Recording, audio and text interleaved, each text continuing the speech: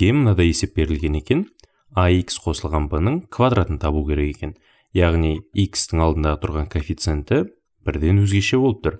Қазір осы A мен B-ға қатысты жалпы жағдай үшін өздеріңіз орындап көріңіздер. Жақсы, онда ары қарай бірге есептейік.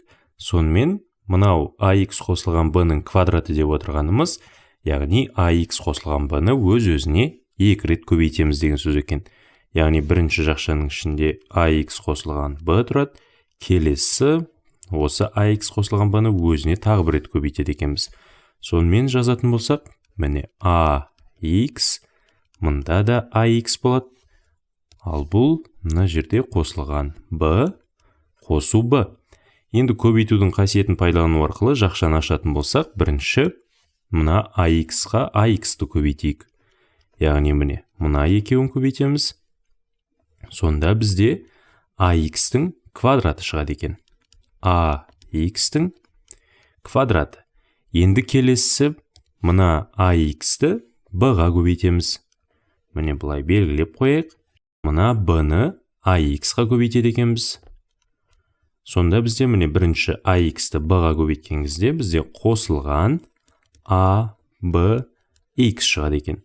Енді келесі B-ны AX-ға көбейтсек, бұл жерден де қосылған ABX шығады екен. Және де ең соңғысы мына B-ны B-ға көбейтеді екенбіз. Сонда B-ны B-ға көбейтетін болсақ, ол B-ның квадратына тең болады екен.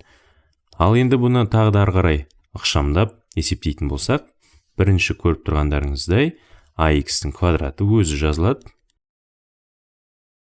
Ал енді келесі ABX-ға ABX-ті қоссақ, екеуі де бірдей, демек онда ол 2 еселенеді екен. Қосылған 2 еселенген ABX болады екен. Және де ең соңғысы B-ның квадратын қосуды ұмытпаймыз. Ал енді мына AX-тің квадраты деп отырғанымыз, яғни көбейтіндерінің квадраты, ол жеке-жеке квадраттардың көбейтіндісіне тең болады екен.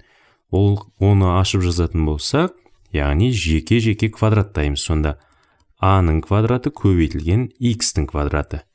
Келесі қосылған 2 еселенген ABX қосылған B квадрат болады екен. Ал енді осыған байланысты бір мысал қарастырып көрейік. Мысалға 25x-тің квадраты қосылған 20x қосылған 4. Міне мынада есеп берілсін. Қазір осыны көбейткіштерге жіктейік. Осы жерден видеоны тоқтата тұрып, өздеріңіз орындауға тырысып көріңіздер. Ал жақсы, ары қарай жалғастырайық. Сонымен бұны көбейткіштерге жіктейміз деп отырғанымыз, яғни 2 мүшеліктің көбейтіндісіне жіктеледі деген сөз екен. Ал енді оны есептеу үшін бірінші мына 25x-тің квадратына назар аударайық. Яғни міне a квадрат x квадрат деп тұр ғой. Демек 25 деп отырғанымыз 5-тің квадраты. Сонда мен мына 25x квадратты бұлай жазуыма болады екен. 5-тің квадраты көбейтілген x квадрат деп. Міне мынау 25x-тің квадраты. Ал енді осы жеке-жеке міне квадраттардың көбейтіндісі болып тұр. Квадраттардың көбейтіндісін біз тағы да басқаша көбейтіндінің квадраты деп жазамыз. Демек онда бұл 5x-тің квадратына тең болады екен. Яғни міне квадраттасақ жеке-жеке квадратталады. Бұны ықшамдап жатырмыз. Ал енді келесі бір назар аударатынымыз бұл мына соңында тұрған 4. Мына 4-ке назар аударатын болсақ, бұл 4 деп отырғанымыз 2-нің квадраты екендігін көруімізге болады. Мұнда жаз қойық міне 2-нің квадраты деп. Ал енді мына 20x-ға назар аударатын болсақ, мына 2 еселенген ABX-ға тең болу керек. Сонымен A деген коэффициентіміз 5-ке тең, B деген коэффициентіміз 2-ге тең болып тұр. 5 пен 2-нің көбейтіндісі 10-ға тең, яғни AB-ның көбейтіндісі 10-ға тең болып тұр. Ал енді осы 10-ды 2 еселейтін болсақ, мына 20 шығып тұр екен.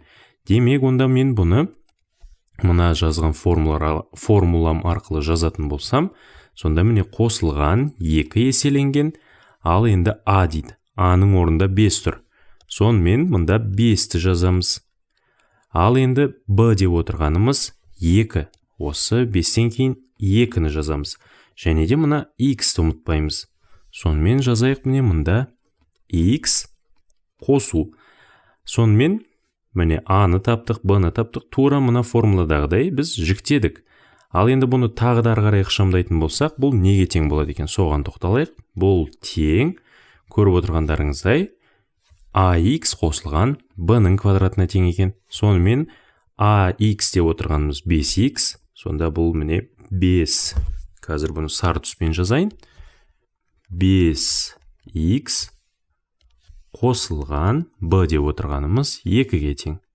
Міне мынау 2-ның квадраты болады екен. Сонымен міне мына есебімізді шығардық.